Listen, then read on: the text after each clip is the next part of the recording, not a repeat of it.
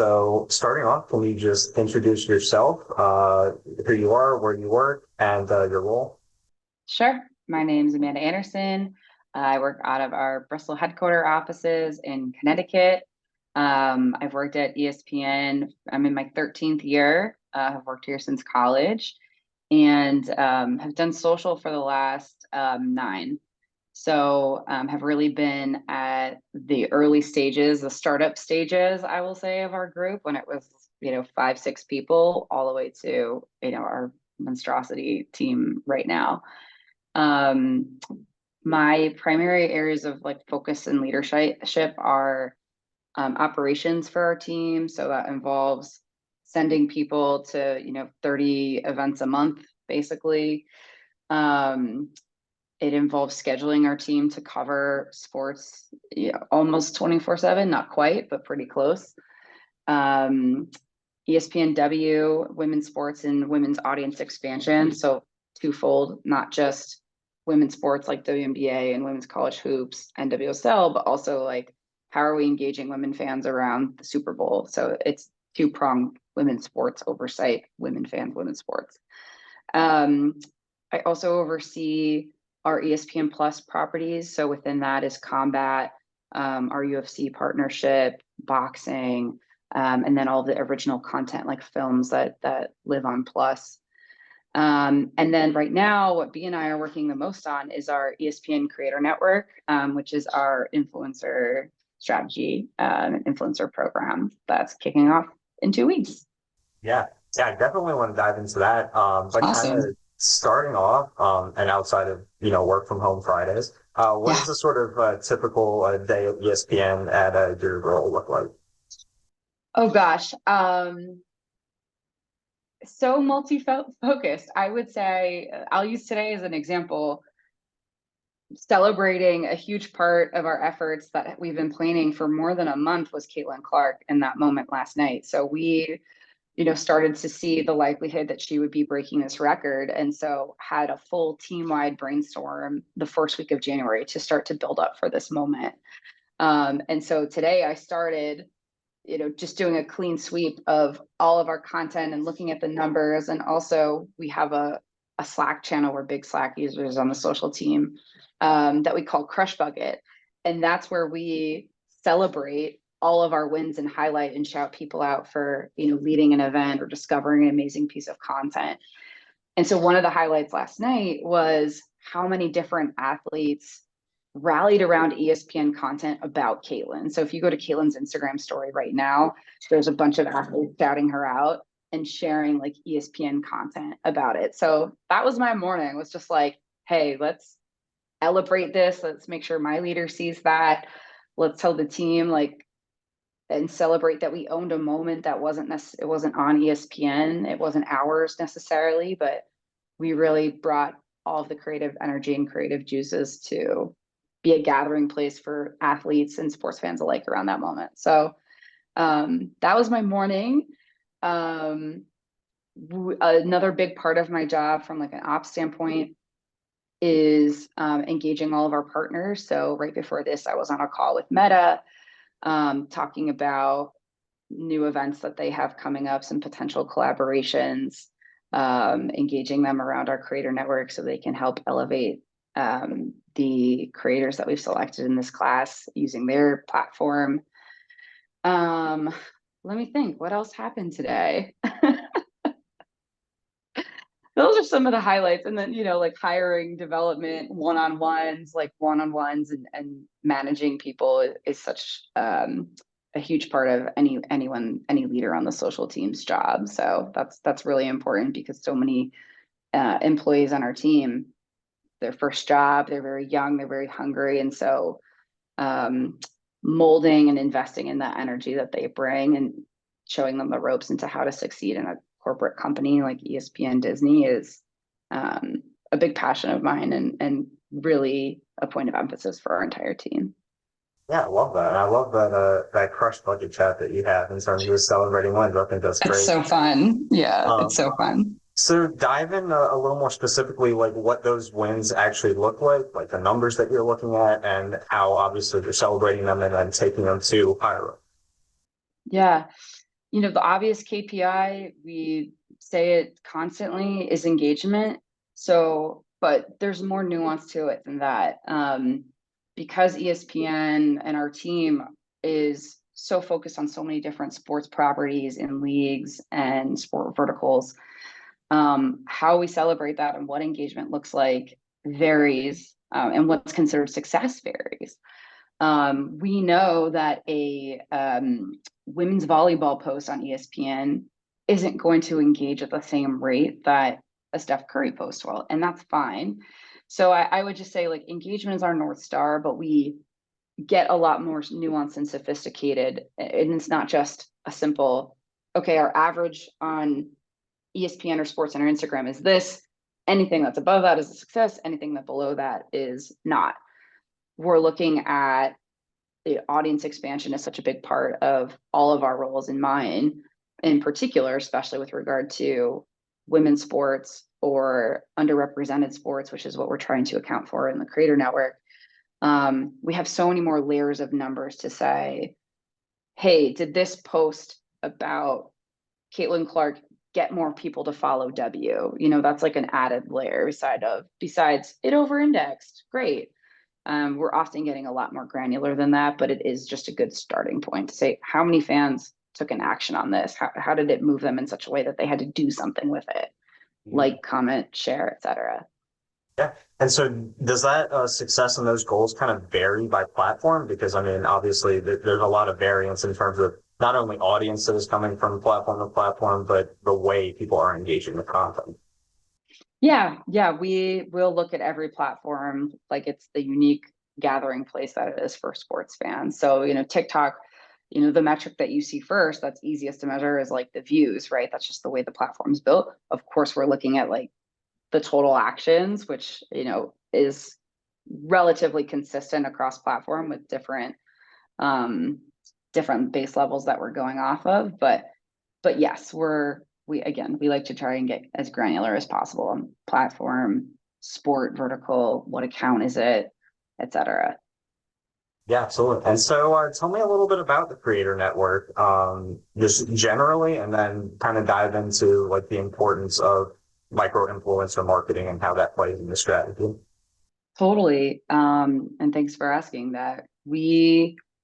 Everyone who works in social knows the importance of creators in the space.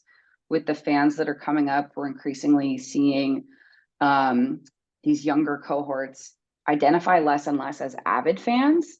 And at the same time, what's also happening is this younger generation, majority of them are looking to influencers for guidance on how they spend their time, how they spend their money, what shows they're watching.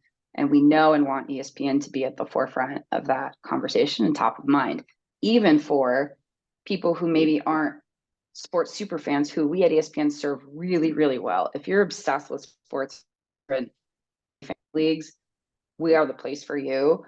What we're doing with the Creator Network and what our hope is, this year's class is all female, which is new from last year.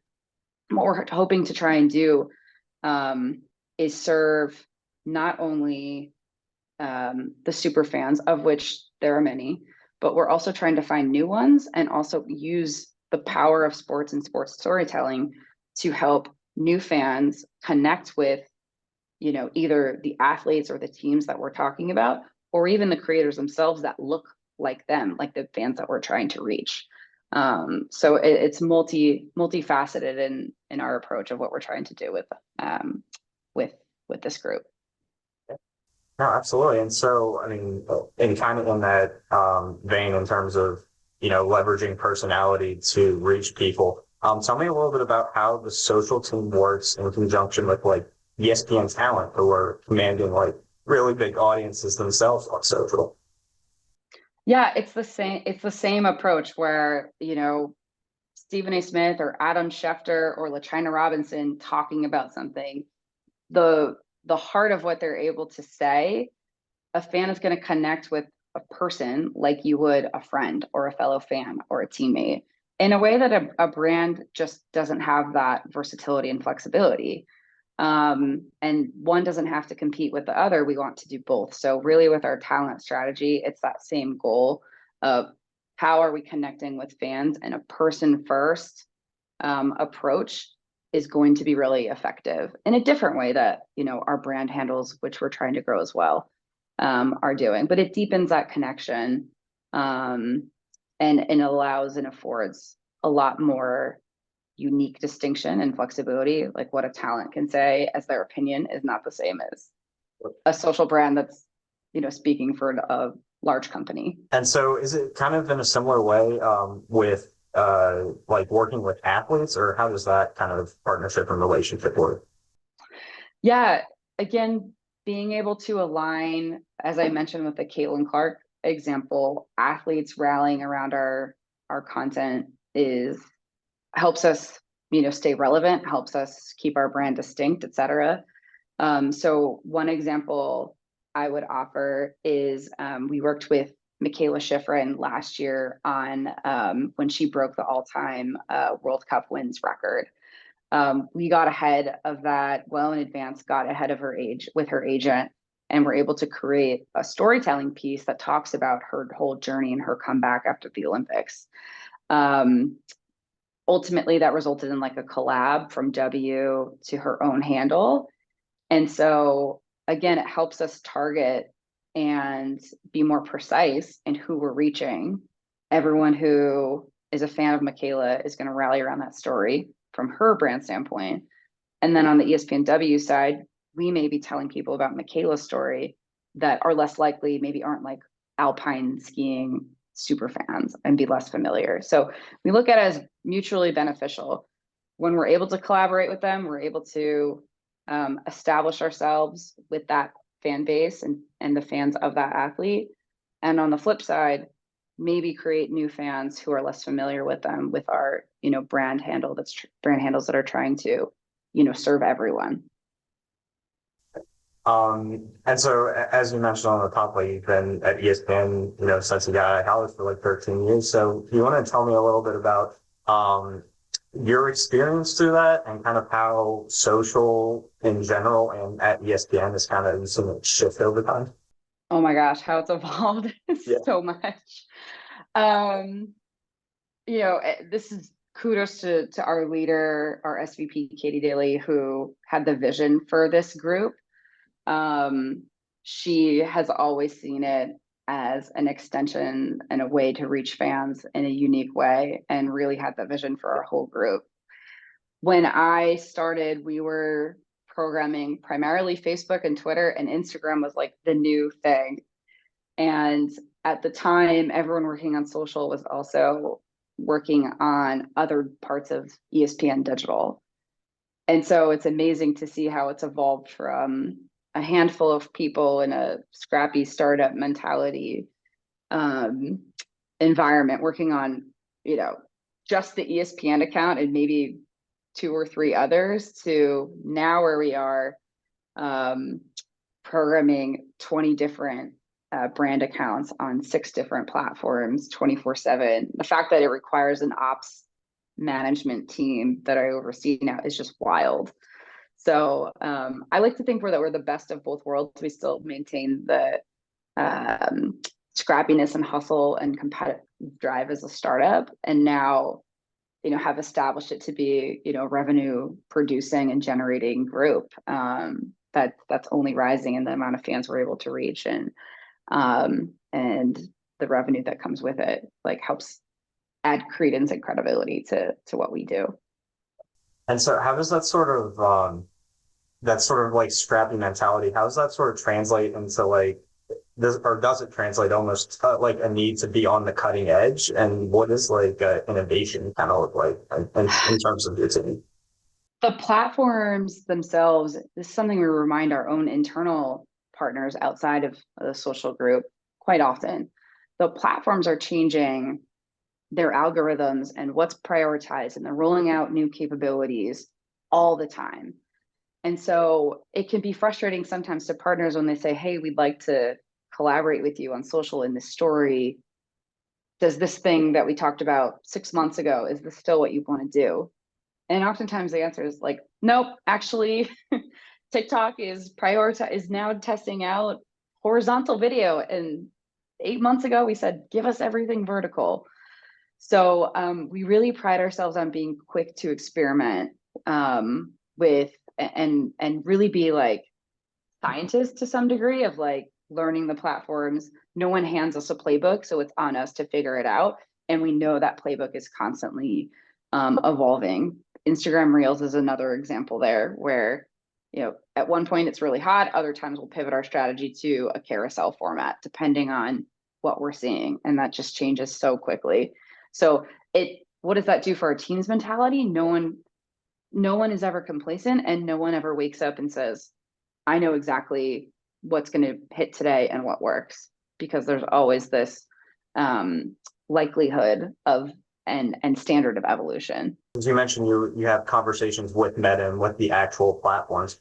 So Yeah. how much is that like directive, like information that you're getting from the platforms versus like your own internal like studying and trial and error, and like how does that all? Combination of both. I would say more than anything, it's our own trial and error. We have the luxury of having like partner support.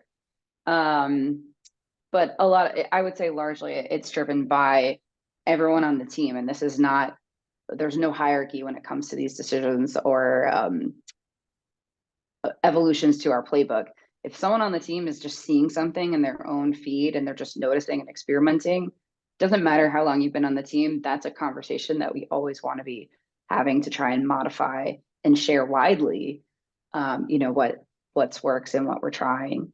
An example of where we partner up a little more intentionally, just around the college football playoff, we did a collaboration with NASA and the International Space Station, where we had two astronauts literally in space go live from ESPN and the NASA and Space Station handles, talking about the college football game that was being played in Houston later that night. So Meta comes in and like helps us make sure that that's going to go smoothly, because there's a lot at stake with the magnitude of all the accounts that were participating.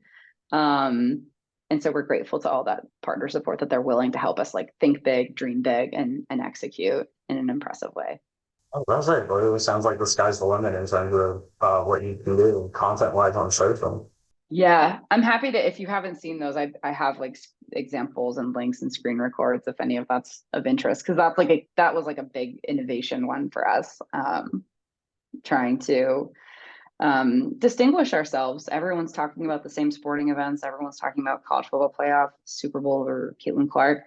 How are we raising the limit and trying to stay the best when, our competitors and a lot of other entities are able to do the same thing now?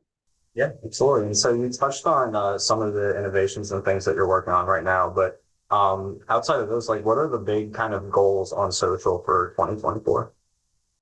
Yeah. Audience expansion is a big one. Finding new fans. Our primary focuses are like youth sports, youth fans. And again, women through the lens of women's sports and female sports fans of, all sports and leagues. That's a huge area of focus for us. And we measure ourselves every year on certain areas of engagement. So every account will have its own follower goals every year. Every account will have its own average engagement rate every year. And the other thing that is a constant goal for us is responsibility. So we also measure ourselves on trying to up our approach around Women's History Month coming up. It's Black History Always is our internal corporate branding for February. We have leads established every month where a history or initiative, et cetera, event comes up. We're always trying to up the game and increase what we're doing there with storytelling. One thing that we've learned since this has become a consistent part of managing social is like, how do we show up in these spaces authentically and make it not performative per se? Same thing, we're trying to up our storytelling, experimentation, and overall reach. So we can actually rally around events like Black History Always, Women's History Month, International Women's Day, AAPI in May, et cetera, we can actually now, because we've been doing it for several years, create content that performs above our averages. It's not just like a do it and check a box. We want our storytelling and the ways we show up in those spaces to be empowering, and we want to move a fan with what we're telling them to some kind of emotion, whether that's to be a part of change or to educate them about a trailblazer or pioneer in sports that maybe they were less familiar with and be inspired. So um, that's a big component outside of the obvious, like reach a lot of people, grow and find new fans, but also do it in a way that is reflective of our brand authentically and is distinguished really. Yeah. And I mean, you've been working on social for such a long time that realistically one of the highest levels in sports media. Um, can you just speak to like how the space has become more competitive? Because as you're talking about like the Caitlin Clark thing, like it's not just even the biggest networks that have social channels that are getting through it. It's all these other digital brands that are coming up and influencers that are covering it. So like, Yeah. yeah, tell me a little bit about that. Ultimately, it's a good thing, right? It's never good to just be at the top and not have any competition or anything that makes you better. So it's a good thing from a competitive standpoint. It's also a good thing from a sports standpoint. Like I said earlier, we want more sports fans and more people talking about sports. That's good business no matter what. So we don't necessarily we relish in the competitive environment, and the more people talking about sports in distinct and authentic creative ways, the better. Yeah. And so kind of looking ahead in the space, I've kind of asked all the other guests I've had on this, like, do you have any like obviously it's hard to predict, but like where do you see the kind of social space going forward? Ooh, that's such a good one.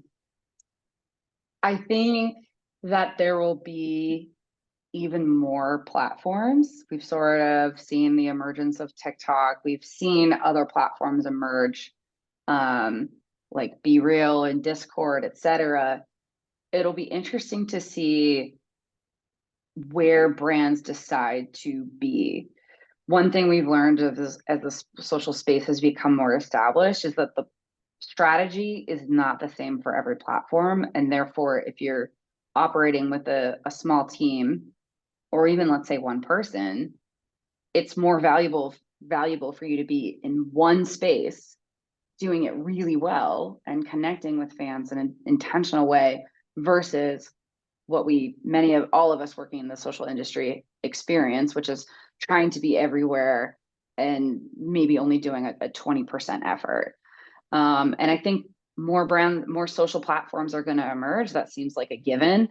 And whether that number doubles or triples, I think brands are going to have to make harder decisions about where they can feasibly show up in a way that's having impact from a reach and revenue standpoint.